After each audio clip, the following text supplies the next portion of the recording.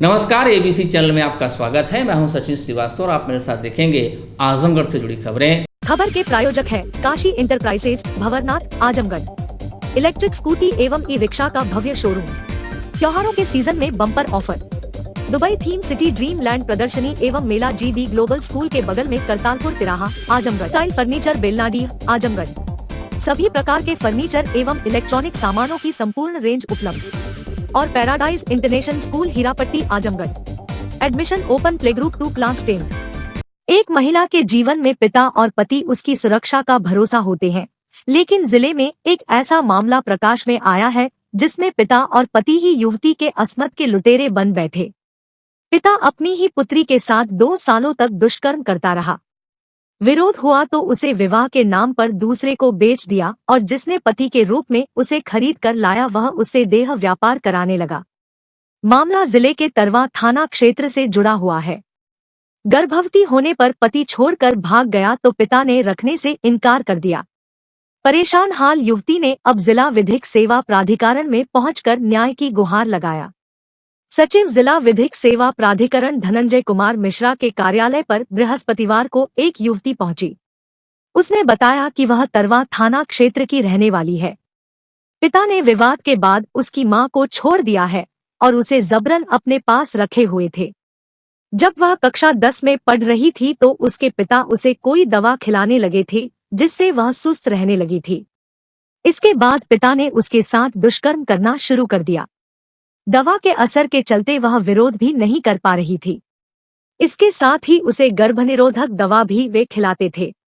2 सालों तक पिता ने ही शारीरिक शोषण किया। इसी दौरान ग्रामीणों को इस बात की जानकारी हो गई तो उन्होंने पिता को काफी मारा पीटा। इसके बाद पिता ने दिसंबर 2022 में उसका विवाह गाजीपुर जिले के रहने वाले विपिन यादव के साथ कर दिया।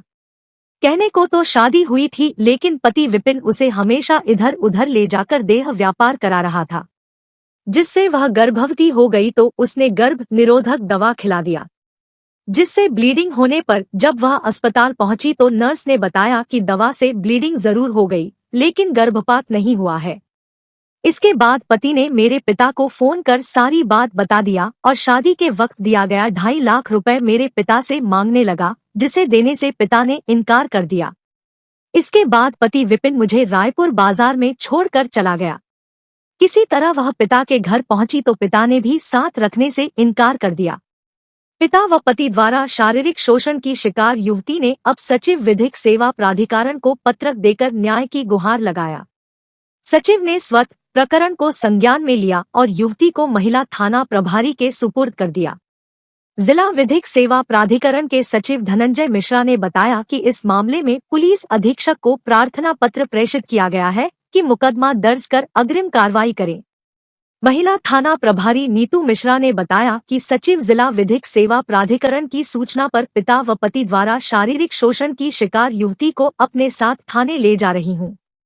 उच्चाधिकारियों को इस बाबत जरूरी सूचना दे दी गई है। उच्चाधिकारियों के निर्देशानुसार आगे की कार्रवाई संपादित कराई जाएगी। जी जो है हमारी माँ से शराब पीने की आदी थे। हमारे माता पिता से लड़ते झगड़ते हमारी माँ को घर से बाहर निकाल दिए तथा हमारी माता से मुकदमा लड़ते रहे। 13 सालों तक मुकदमा लड़ने के बाद जो है कि हमारे पिता को जो कोर्ट ने आधा अधिकार दिलाने के लिए हमारी माँ को बोला तो हमारे पिता ने माता हमारी सारी ज़मीन जायदाद जो है कि अपनी बुआ लोग के नाम बैनामा कर दिया। उसके बाद हमारी माता को बोले कि हम आपकी अच्छे से परवरिश करेंगे, अपने बच्चों दोनों की आपका खर्चा उठाएंगे। ये कहकर हमारी माँ को साल भर अपने घरों में रख के उसके बाद जो है कि पिता जो है कि चालाकी बस मुकदमा सब खारिज करवा दी। जब मुकदमा खारिज हो गया तो हमारी माता को मार पीट के घर से बाहर निकाल दिए। अपनी माँ के साथ हम चले गए क्योंकि हम छोटे थे, क्योंकि फिर भी हमारे पिता ने हमें ज़बरदस्ती माँ के यहाँ से हमें छीन लाए। माँ से हम दोनों भाई बहनों को दूर करने की वजह से माँ हमारी मानसिकता खो चुकी हैं। आज 13 सालों से आज हमारी मामा यहाँ रह रही हैं। और उसके बाद पिता ने हमारी माँ के ना रहने के कारण शराब पीने की आदत, शराब के नशे में वो हमें दवा खिला कर हमारे साथ अवैध संबंध बनाते रहे हैं। संबंध बनाने के दौरान जब हम गाँवपुर वालों को अपने बताएं कि हमारे साथ ऐसा ऐसा दुष्कर्म किया जा रहा है तो हमारे गाँवपुर वालों ने आवाज़ उठाई तो हमारे पिता ने हमको बहुत मारा पीटा। उसके बाद जो है कि घर में रहने के लिए बोले। 8वीं क्लास के बाद हमारी पढ़ाई छुड़वा दी गई। 8वीं तक 12वीं तक हम पढ़े हैं, लेकिन 8वीं तक क्लास हमारा नहीं हुआ। 8वीं तक केवल क्लास किए। उसके बाद जो है कि हम घर का काम काज संभालने में लग गए। फिर भी हमारे पिता दुष्कर्म किए। जब हम दुष्कर्म करने के बाद फिर आवाज़ उठाए तो हमें दूसरे ग्राम बछवल नामक ग्राम में हमको छोड़ गए। सिंहपुर सिरसा बछवल नामक ग्राम में छोड़ गए 7:30 बजे। वहाँ के प्रधान ने जब आवाज़ उठाई कि हम आपको पुलिस के हवाले कंप्लेंट करेंगे, आपको आप नाबालिग अवस्था में अपने बच्ची के साथ ऐसा दुष्कर्म कर रहे हैं। हमारे पिता ने गांव के प्रधान से माफ़ी मांगी और हमारी अच्छे से परवरिश करने की उनसे इजाज़त ली। उसके बाद उनको कुछ पैसा देकर वहाँ से चले गए। हमें ले जाने के बाद फिर वही दुष्कर्म किया। उसके बाद फिर गाँव वालों ने आवाज़ उठाई, दवा प्रेशर ज़्यादा डाला। उसके बाद कानून को हाथ में लेने की बोला। तुम्हारे पिता ने सैदात थाना ग्राम बसुखारी विपिन यादव स्वर्गीय मुनिकेश यादव के पुत्र के साथ विपिन हमारा विवाह का रूप दिखावा कर हमारा व्यापार कर दिया। हमारे पिताजी ने 2.5 लाख रुपये में हमको बेच दिए हैं। विपिन यादव ने हमें 2.5 लाख रुपया देकर खरीद लिए। उसके बाद शादी का रूप दिखावा कर दिया गया कि मतलब हम इसे विवाह करके लेके जा रहे हैं। उसके बाद हमारे पति भी हमारे साथ वही दुष्कर्म करते रहे हैं, लेकिन वो केवल दिखाने के लिए पति हैं। वो हमारे पति नहीं हैं, वो एक व्यापारी हैं जो इस तरह का धंधा व्यापार करते हैं। समाज के दिखाने के लिए उन्होंने हमारे लिए पति बनाया गया, लेकिन हमारे पति हैं नहीं। हमारे साथ केवल दुष्कर्म करने के लिए हमारा शोषण किए हैं और हमारे पिता से 2.5 लाख रुपया दिए थे, इसलिए हमें 2.5 लाख रुपया मानी। जब हम 2.5 लाख रुपया देने में असमर्थ रहे तो हमारे पिता से बोले कि मतलब अपनी बच्ची को से कह दो कि वो ऐसा कार्य करे हमारे साथ। जब हम असमर्थ रहे, नहीं किए, तो हमारे साथ बलात्कार किया। अपने कुछ दोस्तों से हमारे साथ ले जाकर घर पे बुलाकर बलात्कार करवाए, हमारा रेप करवाए। उसके बाद जब हम गर्भवती हो गए तो मेरे साथ हमको ले गया मेडिकल दवाओं के लिए हमको ले गया। जब हमको मेडिकल ले गए तो वहाँ हमारे अबॉर्शन करने के लिए, गर्भपात कराने के लिए हमको दवा खिलाई गई। हमारे शरीर से जो है कि ब्लीडिंग होने लगी। ब्लीडिंग होने के बाद जो है कि हम नर्स से पूछे कि मतलब हमारे शरीर से ऐसा क्यों हो रहा है, हमें क्या हुआ है। तो उन्होंने बताया कि आपके पेट में बच्चा है जिसका अबॉर्शन कराना है। आपको ये जो दवाई दी गई है वो आपकी नसों में प्रवेश कर चुकी है, जिससे आपके शरीर से ब्लीडिंग हो रही है। आपका बच्चा कुछ ही देरों में चंदों मिनट में बाहर आ जाएगा। तो हमने उसका हाथ पैर जोड़ा, हमको रोया धोया कि मतलब हमें गर्भपात नहीं कराना है, हमारे साथ ऐसा दुष्कर्म किया गया है जिसके कारण हम गर्भवती हुए हैं। तो उन्होंने मेडिकल दवाइयों को रोक दिया वहीं पर और हमें घर जाने के लिए बोला कि मतलब घर ले जाइए, इसका बच्चा बाहर आ गया। झूठ बोलकर उसने हमें घर भेज दिया। लेकिन कुछ दवाइयों के मेडिकल में भूल जाने के कारण मेरे पति को पता चल गया कि मतलब इसका पेट से बच्चा नहीं गिरा है और हमें घर पे लाके हमारे सास ननद द्वारा हमें बंधवा दिया गया। जब हमने गाँवपुर में आवाज़ उठाई अपने ससुराल में कि मतलब हमारे साथ ऐसा दुष्कर्म करके हमको गर्भवती किया गया है और अब हमारे बच्चे को गर्भपात कराना चाहते हैं, तो उन्होंने जब आवाज़ उठाई तो हमारे पति ने हमें बीच बाजार में लाके छोड़ गए। एक लाइन में हमको बता दो कि जो तुम्हारे साथ जो घटना हुई है वो पिता और पति और अपने को नाबालिग बता दो, बस एक लाइन में। जी, हम नाबालिग हैं। इस अवस्था में हम 6 माह का हमारे पेट में बच्चा है। 5 तारीख 3 का महीना 2006 की हमारी जन्म तिथि है और नाबालिग में हमारी शादी की गई। नाबालिग में हमें प्रेग्नेंट किया गया, हमारा प्रतिशोध किया गया, हमें व्यापार के रूप में बेचा गया, हमारे साथ दुष्कर्म किया गया। हम न्याय चाहते हैं, हम कानून को अपना हाथ में लेना चाहते हैं। हम सोचते हैं कि हमको न्याय मिले। ये बलात्कार की पीड़िता अपने को बता रही है, उम्र 17.5 साल बता रही है अपना। उसके द्वारा यहाँ जिला विधिक सेवा प्राधिकरण आजमगढ़ में इस आशय का प्रार्थना पत्र प्रस्तुत किया गया कि उसका FIR पंजीकृत नहीं हो रहा है और उसके पीड़िता द्वारा ये बताया गया है कि उसके पिता द्वारा विगत 2 वर्षों से उसके साथ अवैध शारीरिक संबंध बनाया जाता रहा। गांव वालों के विरोध पर पिता ने पीड़िता का विवाह गाजीपुर जिले में एक व्यक्ति के साथ कर दिया। जिस व्यक्ति के साथ विवाह हुआ उसने उसके साथ देह व्यापार कराना शुरू कर दिया और ये बताने लगा कि तुम्हारे पिता ने मुझको 2.5 लाख रुपए में बेच दिया है और पैसा मुझको निकालना है। और इस तरह से उसको उस पर दबाव बनाता रहा। पीड़िता द्वारा ये बताया जा रहा है कि वो 6 महीने की गर्भवती है और जिला विधिक सेवा प्राधिकरण द्वारा पुलिस अधीक्षक आजमगढ़ को आवश्यक कानूनी कार्यवाही करने हेतु प्रार्थना पत्र प्रेषित कर दिया गया है। और प्रकरण यही है, इनके साथ रेप वगैरह का मैटर है जो है। अब इनके पति ने जो है इस तरह का करके छोड़ दिया। बाकी मैं ज़्यादा कुछ नहीं कहूँगी, क्योंकि मैं इनको ले जाऊँगी वन स्टॉप सेंटर, और बाकी चीज़ें हैं वो मैं अपने अधिकारियों के संज्ञान में डालूंगी। उसके बाद जो जांच का विषय बनेगा उस पर कार्रवाई होगी। बाकी ये आपको इन्फॉर्मेशन कहाँ से मिली, आप यहाँ पे आई हैं? ये प्राधिकरण सेवा केंद्र से मिला है, मुझे जानकारी अभी मिली है, यहीं जज के साहब के यहाँ से, एडीजे साहब के यहाँ से अभी ये जानकारी मुझे मिली। आजमगढ़ में एसपी अनुराग आर्य के निर्देश पर जिले में अपराधियों के विरुद्ध अभियान चलाया जा रहा है। इस अभियान के तहत हत्या, गोवध, रेप सहित अन्य अपराधों में शामिल अपराधियों पर जिला बदर की कार्रवाई की गई है।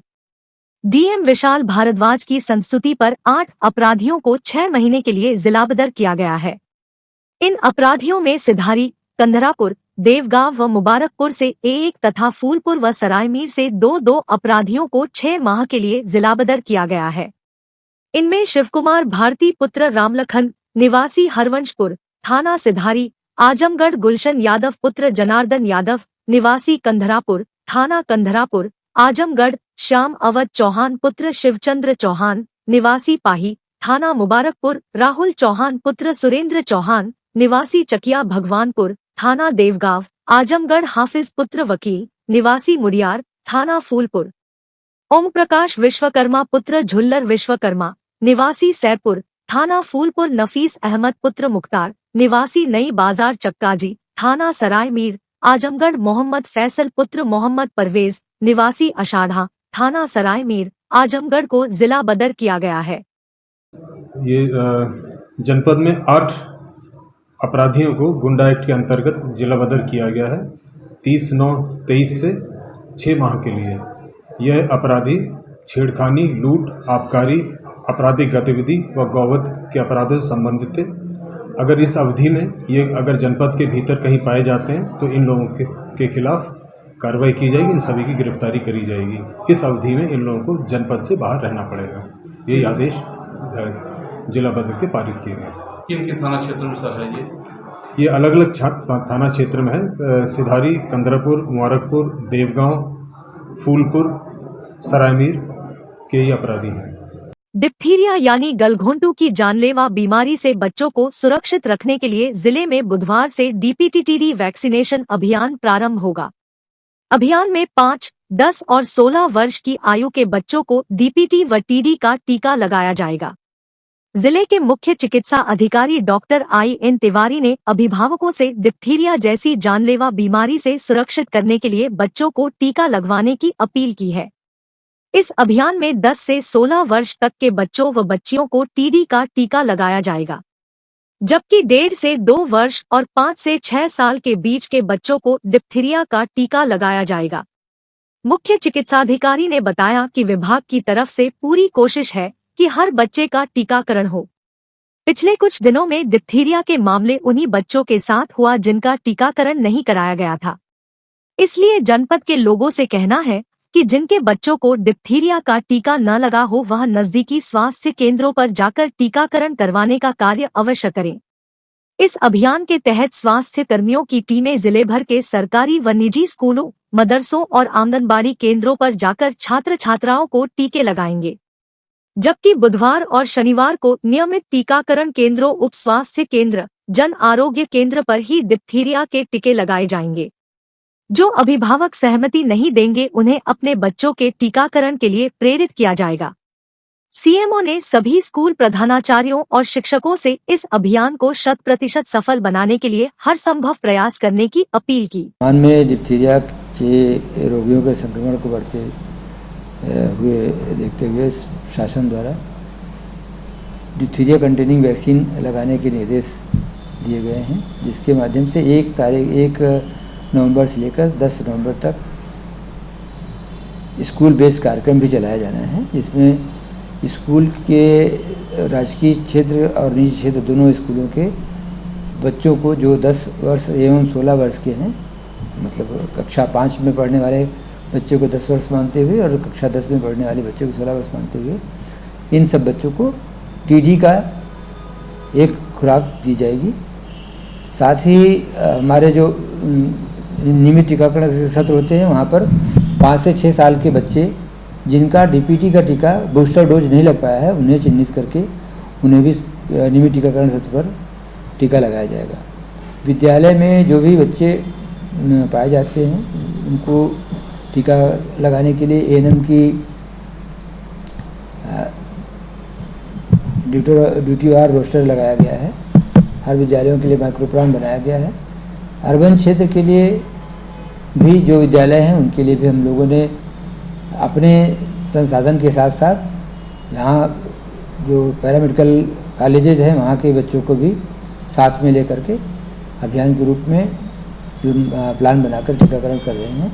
इसमें बेसिक शिक्षा अधिकारी एवं जिला विद्यालय निरीक्षक तथा ICDS के DPO के द्वारा भी सहयोग किया जा रहा है। सबसे हम लोगों ने वार्ता कर ली है, बैठक कर ली है और आज हम लोग विद्यालय के प्रधानाचार्यों को भी सेंसिटाइज करेंगे जिससे विद्यालय में टीकाकरण अच्छे ढंग से किया जा सके।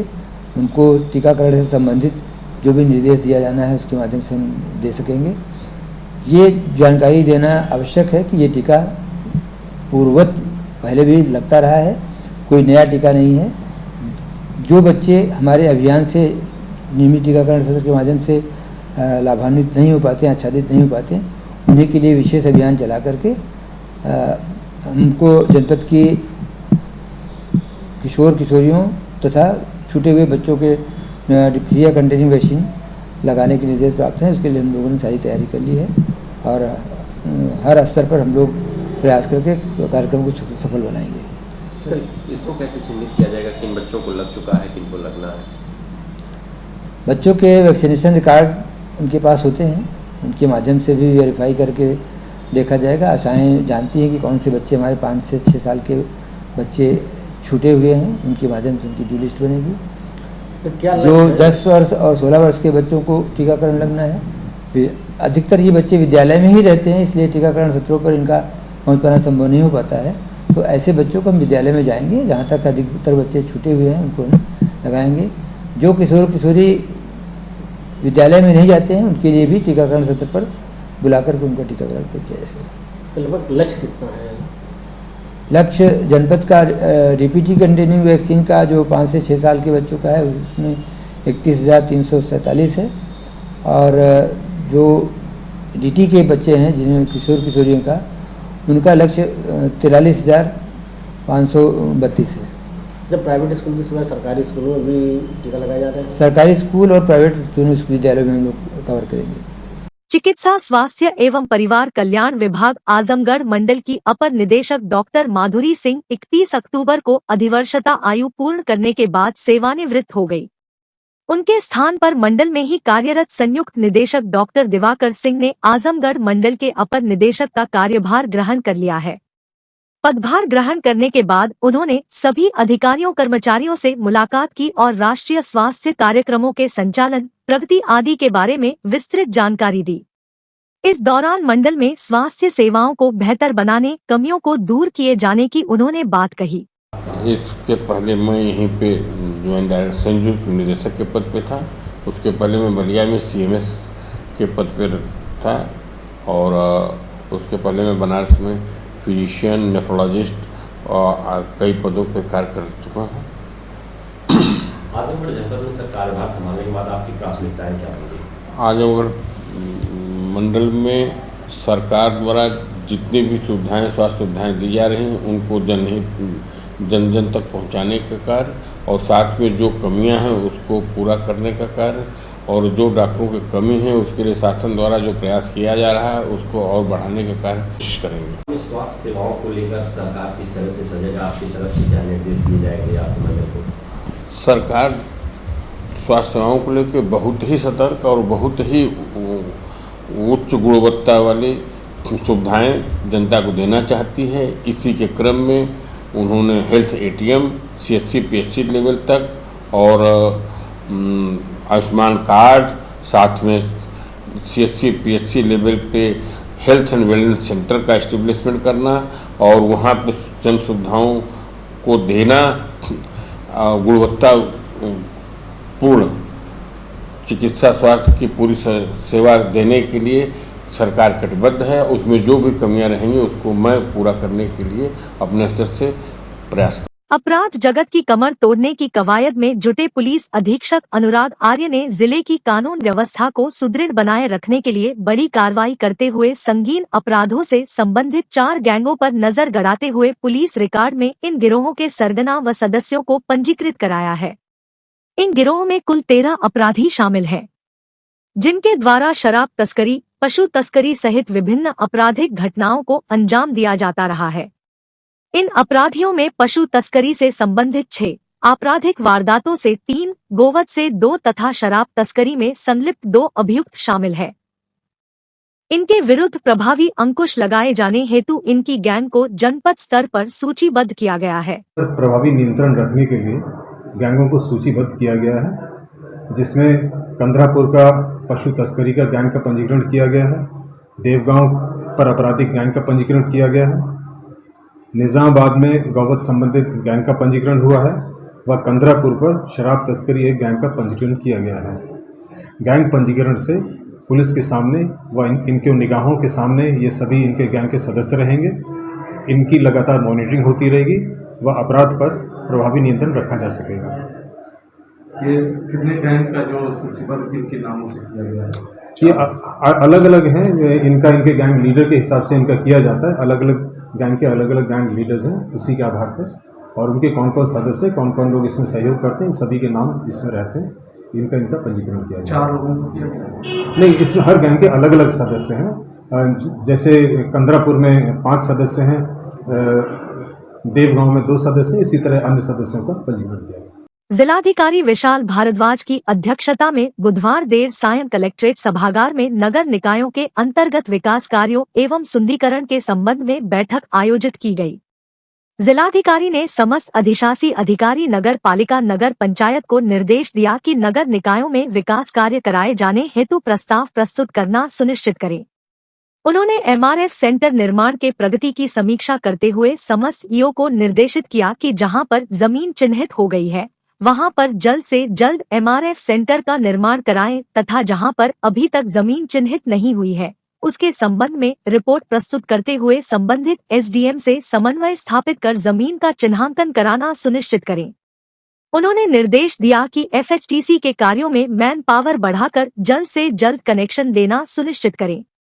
उन्होंने निर्देश दिया कि पैसे की उपलब्धता के अनुसार जहां पर कार्य कराए जाएं, उसका समय से भुगतान करना सुनिश्चित करें।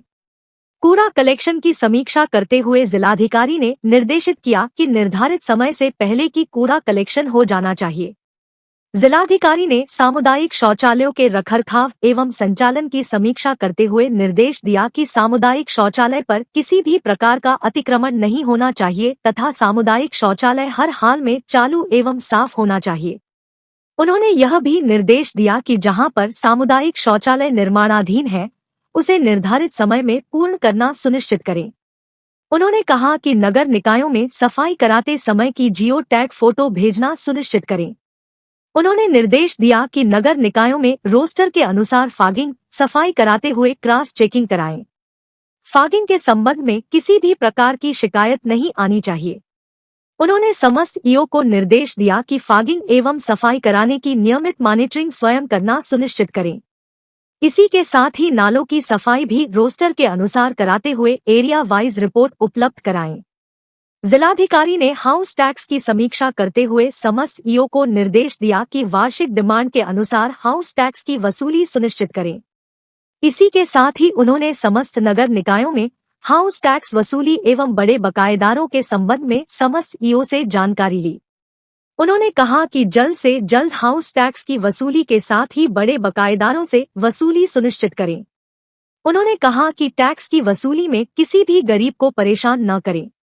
उन्होंने समस्त अधिशासी अधिकारियों को निर्देशित किया कि स्वयं भी जाकर टैक्स की वसूली कराएं। उन्होंने कहा कि प्रतिदिन 8 बजे से 10 बजे तक क्षेत्र में रहकर साफ सफाई का जायजा लें, 10 से 12 बजे तक जन सुनवाई करें, उसके बाद क्षेत्र में जाकर टैक्स की वसूली, फॉगिंग का निरीक्षण, निर्माण कार्यों का निरीक्षण करें तथा नियमित रूप से उसकी रिपोर्ट प्रस्तुत करें। उन्होंने कहा कि समस्त ईओ अपने कार्यों की लाइव स्थिति से बराबर अवगत कराते रहें। उन्होंने कहा कि जिस नगर पालिका नगर पंचायत में जिसे ईओ की तैनाती है वह उसी क्षेत्र में रहे। कायाकल्प योजना के तहत नगर निकायों में स्थित विद्यालयों में की गई कार्यवाही की समीक्षा करते हुए जिलाधिकारी ने निर्देश दिया कि कायाकल्प योजना से सभी स्कूलों को संतृप्त करना सुनिश्चित करें। इस अवसर पर अपर जिलाधिकारी वित्त एवं राजस्व आजाद भगत सिंह, अधिशासी अभियंता विद्युत वितरण खंड प्रथम अरविंद सिंह, समस्त अधिशासी अधिकारी नगर पालिका नगर पंचायत आजमगढ़ सहित संबंधित अधिकारी उपस्थित रहे। आजमगढ़ के कृषि विभाग के उपनिदेशक मुकेश कुमार ने गुरुवार को अपने कार्यालय पर पराली जलाने को लेकर होने वाले नुकसान को लेकर किसानों से अपील की है। उप कृषि निदेशक ने कहा कि इस समय धान की कटाई का काम चल रहा है, इसलिए किसानों को कृषि विभाग की तरफ से यह सुझाव है कि वह खेतों में पराली ना जलाए। उन्होंने कहा कि पराली जलाने से पर्यावरण को नुकसान होता है, खेतों के जो आवश्यक बैक्टीरिया होते हैं वह खत्म हो जाते हैं, जिससे उर्वरा शक्ति कम होती है। इसके अलावा शासन की तरफ से पराली जलाने पर आर्थिक दंड की भी व्यवस्था की गई है, जिसके अंतर्गत 2 एकड़ की खेती में पराली जलाने पर 2500 रुपए, 2 से 5 एकड़ तक की खेती में 5000 रुपए और 5 से ज्यादा एकड़ की खेती में पराली जलाने पर 15000 रुपए का जुर्माना लगाया जा सकता है। उन्होंने कहा कि पराली जलाने की बजाय डिकम्पोजर डालकर पराली को सड़ाकर इसकी खाद बनाकर उपयोग में लाएं। सुनते हैं उप कृषि निदेशक ने क्या जानकारी दी। और जनपद के समस्त कृषक बंधुओं से अनुरोध करना चाहता हूं कि जैसा आप जानते हैं कि इस समय धान की कटाई प्रारंभ हो चुकी है और धान कटाई जो है अधिकतर लोग कटाई के उपरांत बुआई करते हैं। तो कृषक बंधुओं से कहना चाहूँगा कि धान की पराली न जलाएं। धान की पराली से एक तरफ जहाँ ज़मीन में लाभकारी बैक्टीरिया नष्ट होते हैं, वहीं दूसरी तरफ पर्यावरण भी प्रदूषित होता है। पराली जलाने पर शासन द्वारा अर्थदंड का भी प्रावधान है। 2 एकड़ तक अगर किसी व्यक्ति का खेत में पराली जलाता पाया जाता है तो उसमें 2500 रुपये प्रति घटना के हिसाब से अर्थदंड है। 2 एकड़ से 5 एकड़ तक घटना होने पर 5000 रुपये प्रति घटना दंड है और 5 एकड़ से अधिक होने पर 15000 तक जुर्माना लगाया जा सकता है। इसलिए सब जनपद के समस्त कृषक बंधुओं से अनुरोध है कि वो डिकम्पोजर का प्रयोग करें ताकि वो पराली को सड़ाकर कार्बनिक खाद में परिवर्तित कर दे और उससे जीवांश की मात्रा कृषि में बढ़ेगी और कृषकों के लिए लाभकारी होगी। धन्यवाद। काशी गोमती ग्रामीण निधि लिमिटेड की नई सौगात Kashi enterprises Shri Gandhi Gurukul inter college के सामने भंवरनाथ आजमगढ़। इलेक्ट्रिक स्कूटी एवं ई रिक्शा का भव्य शोरूम। पेट्रोल का खर्चा जाइए भूल, करिए कम बजट में पॉल्यूशन फ्री लंबा सफर। देश में इलेक्ट्रिक स्कूटी की सबसे अनुभवी कंपनी हरियाणा की विनिंग फ्यूल्स मोबिलिटी की स्कूटी और ई रिक्शा में मिलेगा आपको बेस्ट फीचर। काशी इलेक्ट्रिक दे रहा है त्योहारों के सीजन में bumper offer, LED, smart watch, dinner set के साथ और भी बहुत कुछ। आरटीओ रजिस्टर्ड गाड़ियों की हर खरीद पर 22 इंच का LED TV free. Navratri, Deepavali, Dhanteras, Chhath पर लाए हैं बुकिंग ऑफर। कराएं 1100 रुपए से एडवांस बुकिंग और पाए एक silver coin free. Paradise International School Hirapatti Azamgarh admission open, play group to class 10, CBSE pattern English medium school, in-house developed digital learning platform, true digital smart school, well qualified teaching staff, well designed composite science lab, fully equipped computer lab, fully furnished library, edge per CBSE standards, outdoor and indoor play facility for overall development. Our branch Kids Paradise Fun of Learning Playgroup section of Paradise International School to 100 plus design activity kits and play zone for Kids Paradise Playgroup section.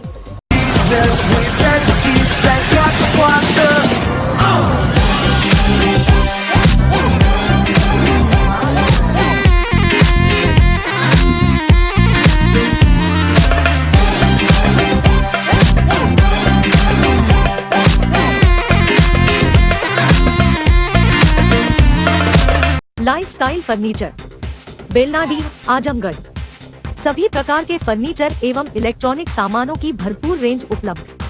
हमारे यहाँ EMI की सुविधा 0% ब्याज पर उपलब्ध। Electronic सामानों में LED TV, refrigerator, washing machine, air conditioner, air cooler, deep freezer, water cooler, mixer juicer, iron, fan, induction, battery, inverter, electric geyser, gas geyser, आटा चक्की इत्यादि।